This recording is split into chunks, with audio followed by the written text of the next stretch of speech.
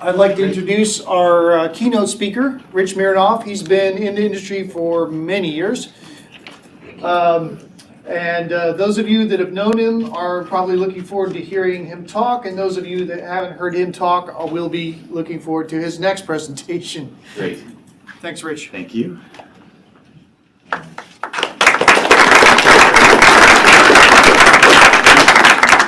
And honestly, this is a talk I haven't given before, so forgive me if I stumble a little bit. It's a bit of a personal story that I hope will be useful to sharing it all out with all of you here. Everybody familiar with the idea of pay it forward, right? Somebody helps you, and you can't directly help them, so you look for somebody down the line to help, right? Not a new concept. And actually, we're going to come back to Carthy's date line here, because in fact this is a long-running story for me. We're gonna break it up into three little tiny vignettes. The first one starts in 2001, the second one's 2008, and then we're gonna come to recent, because sometimes paying it forward's honestly it's a slow process, right? So let me frame it up, and again we'll keep ourselves brief and on time. If I go back to 2001, so I'd been in the industry, gosh, a couple of decades already, and I had the good thought and good fortune and good timing to leave my third startup. I needed a break. I figured I'd take a couple of weeks off. The date was important here. It was September 1st of 2001. Right? I said, you know what? I'm just going to take a couple of weeks off, and there'll be lots of jobs, and I've never really had trouble finding work before. For those of you who don't remember your calendars, on September 1st of 2001, this was the New York skyline. Okay? Some of you may not remember that because you're not old enough, but really important. I'm going to blank that so I don't have to look at it that much longer. But yeah, so I quit a job on September 1st, 2001. I went home and I took a week or two off, and the world changed. Now, it didn't change that much for me. I wasn't in one of those buildings in New York. I did lose a few friends from previous companies, but it had an impact. And I discovered on September 12th something really I didn't know before. I discovered I was a consultant. Anybody know how I knew I was a consultant? Yeah. Right. I had a mortgage in San Mateo. I had a daughter who was hoping to go to college someday, and I didn't have a job. Right. And I discovered something else that I honestly I never knew before, which is that I needed to go to a bunch of folks and ask for help. And I had never done that before, at least not in my work context. And I didn't know how to do it. But I learned, because we all do. I made a list of about 15 people who I figured really couldn't turn me down if I offered to buy them breakfast or coffee or lunch. And I dropped them emails and phone calls and whatever it was, and got a bunch of surprises. One was every one of those people called me back, which honestly I didn't expect, right? Second thing, maybe more to the point here, I said, hey, I'm looking for work as a product manager. And everybody gave me the same answer, actually the same two answers. The first part was, yes, of course, I'd love to help, and remind me again what a product manager is. So, you got to be sort of careful what you're asking for. But, it was really important to me at that moment that I reached out to a bunch of people who all came back, right? And they all offered to help. And so it became, on me to make sure I had a thoughtful set of asks for them that they could help me with. And the other part of that, because that was a very one-sided discussion, right? That was me buying breakfast and asking for help. The other thing I learned in that set of transactions was that it wasn't actually a one-sided transaction. It was a two-sided transaction, because I was able to ask a really important question that I didn't know to ask the first 6 or 8 times till somebody helped me, which was, well, so how can I help you? And it turned out almost everybody I met with needed something. Now, they didn't need me, but they needed something. They needed, a technical writer, and I knew a couple of technical writers who were out of work and were really appreciative of the connection. And they needed, somebody who could lean in and do some architecture work for them. They needed all kinds of things. And it turned out that I knew a lot of folks who could help people that I knew with things that they needed help with. And that was a tremendously big boost for me, because rather than just me asking for help, that was me having a way to pay it forward, right? Because they were paying it forward for me, because they were willing to see if there was work or connect me to somebody or make an introduction. And I learned a tremendous amount about what I would call a personal network, and I'm carefully not using the phrase social network because I'm not talking about sending somebody a tweet or a Facebook message, but somebody that I had worked with before who maybe knew that I had done good work and was willing to go to bat for me, because I didn't actually know it at the time, but I'd been paying it forward for a decade or two by coming in every day and working really hard and doing good work so that the people I would have to have that breakfast with would say, yes, Rich is somebody that I might be willing to extend myself to because he's been paying it forward to me. So anyway, if we do that, we're going to close out our first set of these by, so here's my lesson one, pay it forward lesson one, right? So if we go back to 2001, what did I learn? What do we all need to learn, right? You have a personal network, and that's, again, not just people that you've met on Facebook. It's folks you've worked with, it's folks you've volunteered with, it's people you've contributed love and sweat to, some joint thing, right? And it turns out the only portable thing you have in this valley where jobs don't last and companies don't last, right, is, because they don't, right, is the goodwill and memory of the people you've worked with who say, yes, that's somebody I want back on my band next time I put the band back together, right? And so we come in every day to do good work, not just because it's good work, but we are paying it forward to all the people we work with. Second is, and back to what's a product manager, it turned out asking people if they knew where I could find product management work wasn't a very good question, because nobody actually still don't know what it is, right? Anybody who's been to my blog will notice that the first 5-10 years of that was all about finding problem statements for companies that didn't seem to have any product management, didn't know why they needed one. I had to reformulate that whole thing so my ask made some sense, right? And then the third piece again is to be able to turn that back into the big circle. We turn the karmic wheel and we say, well, how can I help? Who do I know? What do I have? You're trying to meet, you're trying to beta test your stuff with folks who manage apartment buildings. I might know some of those people, right? Everybody in this room and in the two connected rooms knows a lot of folks who could be of help to somebody else that you're going to meet today or next week, right? Ready for chapter 2? Okay, so let's go to chapter 2. I'm going to speed ahead to 2007. Actually, I'm not going to show you the picture yet. 2007. So on 2006 and 2007, there was this very cool set of events in Palo Alto.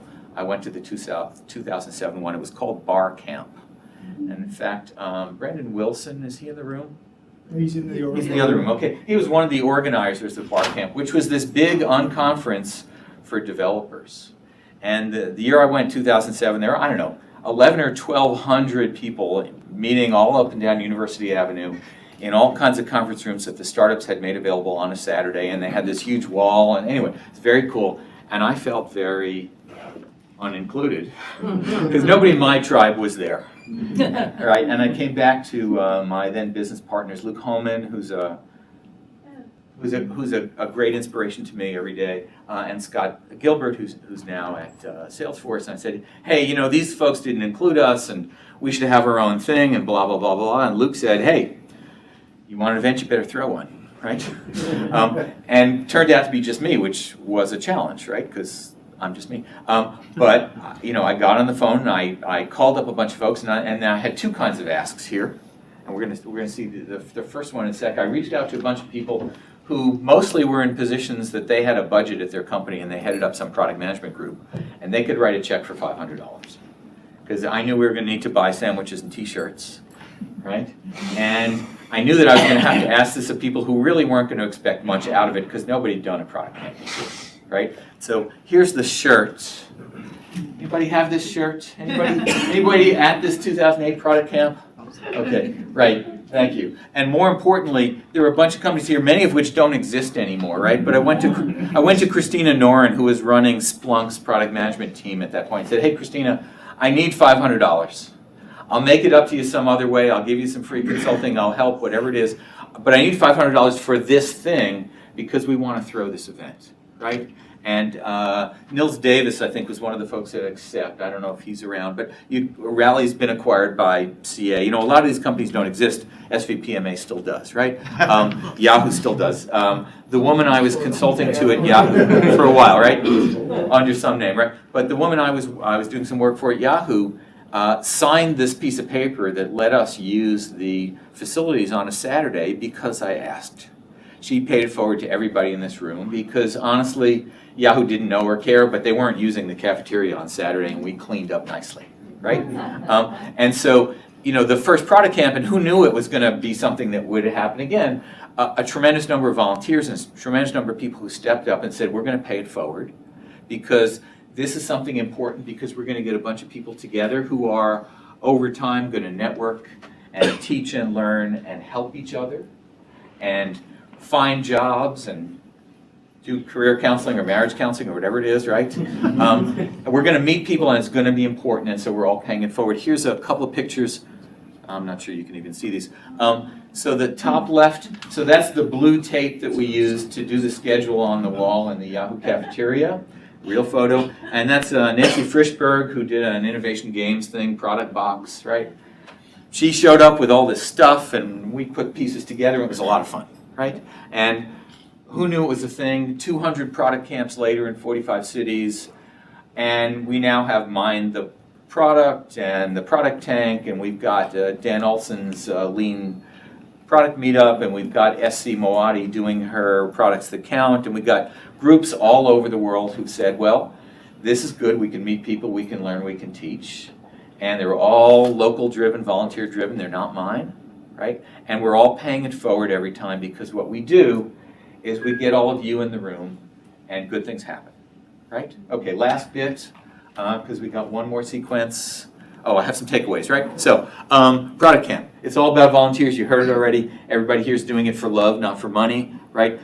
Face-to-face personal. This is not social networking in the Facebook sense. This is getting somebody's face, know them, shake their hand, remember that you met them by email, right? It pays off. It takes a long time, but it pays off, right? And then the last thing is there's lots of ways to do this, right? It's not somebody at the front talking. It's all of us sharing with each other, however we do that. So you're doing something important today. I'm going to have a couple of asks for you when we get to the end. But Product Camp turns out to be a handy thing, right? Okay, third bit, which is, I'm going to speed ahead to 2015. Over the last 2 years, I've spent a whole series of time with my clients helping them hire product managers. And I got to tell you, it's miserable. Now, it's miserable from the side of the desk where you're trying to get a product management job, but it's also miserable from the resume, interview, phone screen side, because actually this isn't a picture of me, but it could have been a picture of me, right? The last time I did this, I actually believe I looked at 1,000 resumes in the last 2 years, right? I was helping some folks in Foster City for senior product manager job. I got like 350 resumes, and about 320 of them had 0 qualifications, right?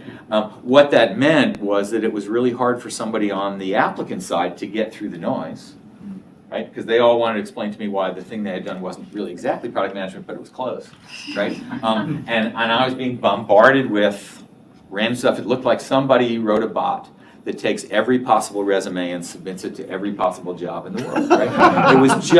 It was miserable, right? Anybody who's seen a few of my rants on my website about how hard it is to interview product managers and have them act like product managers, it's really hard because people showed up and they hadn't done their homework and they were the wrong people. So we had to unpack that a little bit and figure out how to apply the first 2 lessons we just had to this problem, which is somebody who sends me a resume because I'm the person trying to hire for this job and has a bunch of stuff in it doesn't honestly have any traction or street cred with me because I don't know, right? But there's something that as an applicant you can do that really has a tremendous amount of mileage that we figured out, right? So everybody on every one of these companies, I would say, if you have somebody you'd like to interview, that person goes to the top of the list because you said they were worth it, right? So first, everybody's going to reach out to the folks they know, right? So back to the personal network. The second order effect, though, is that if you were looking to interview at one of those companies, the thing you could do that had the most ROI, the tremendous firepower, would be to get onto LinkedIn or get on your personal network and find somebody at the company who wasn't me, to buy coffee or buy breakfast or buy lunch, and go find out what they really wanted and whether you were a good fit, and have a discussion and learn something about the company. We were just talking about this, right? And at the end of that, you have a couple of asks. One of the asks is, if you think I'm a good fit, will you walk my resume over to the folks who are reviewing the resumes? You know, that's worth 150x trying to get through the online system that the HR folks have wired up that have all the wrong keywords for product managers because they got confused between project, program, right? And talking to recruiters who've never met a product manager and don't know what one is, and you're trying to explain your qualifications, and you're talking to somebody who hasn't been in the job, doesn't work in the business unit, and is rewarded for pushing things through that meet all the keywords. Right? So the way to cut through this, of course, is to get on your personal network and to find somebody who knows somebody at the company and to have a chat with them in person. And if they think you're a good candidate for whatever set of reasons, then they're going to walk you through. And if that were any of those 4 or 5 companies I was helping, you got a phone screen the next day, right? And if you're a bad fit, they are more likely to tell you why, because nobody in HR is going to do that. Right? And the ask you want to have is, so what kind of companies do you think I'd be a good fit for? And do you know anyone there that I could buy breakfast for? Right? Completely obvious. Yet I saw thousands and thousands of resumes coming in, right? Endlessly, from people who thought that the online submission system where you attach a PDF was the way to get through this process. And I got to tell you, it's not, right? So if I go to my 3 takeaways for this last third piece of it, which is the job search, the pay it forward part of the job search, which is, I'm always telling people to find someone at the company who's not the hiring manager to tell you what's going on, right? And maybe wave you off. I don't know if any of you work at that company where the CEO had the really bad childhood. Okay, but you don't want to work there, right? No, okay? The employees have a tremendous incentive to scout talent, but they're also paying it forward every day. They want to work with good people, and they want to help people, even if they're not a fit for their company, to land in a good place. Why? You guys know about employment velocity? Okay, it's the fake agile metric for how long jobs last in Silicon Valley, right? It's number of jobs divided by years, and it's pretty damn short, right? We are all going to be on the other side of this table, or that interview, meeting, sometime in the next couple or 3 years, and we're all paying it forward. If I'm trying to get good people in my company, I'm screening for it, and if there's someplace else that they would be a great fit, I'm working my personal network, as everybody else is in this room and everybody else is in this valley, to help people get what they need. Did I do that? Yes. Okay, I did that. It's a hardware problem, right? Because we're all paying it forward, because we're all going to need help, because we're all going to be out of a job at some point. I've had that conversation 4 times today, right? Good. So that's the 3 pieces of my takeaway, and then I have one more ask for you, which is for you to do something for me today, right? Which goes like this. Okay, slightly different than I remembered it. That's fine. So the first is, I think there's room for anybody else to post a talk or not. Are we? The voting has not closed yet. Voting is not closed. So if you haven't ever given a product camp talk, you've got about 10 more minutes to figure it out, put it on the board. I will vote for your talk if you tell me it's new, right? Give a talk. If you aren't giving a talk, go to a talk and be interactive and participate and ask hard questions, right? Again, if you're not getting anything out of it, pick yourself up and go to the next one. That's okay. The second thing I want to ask everybody to do today, I want you to meet 3 people you don't know, and I want you to meet them in person, face to face, and talk to them.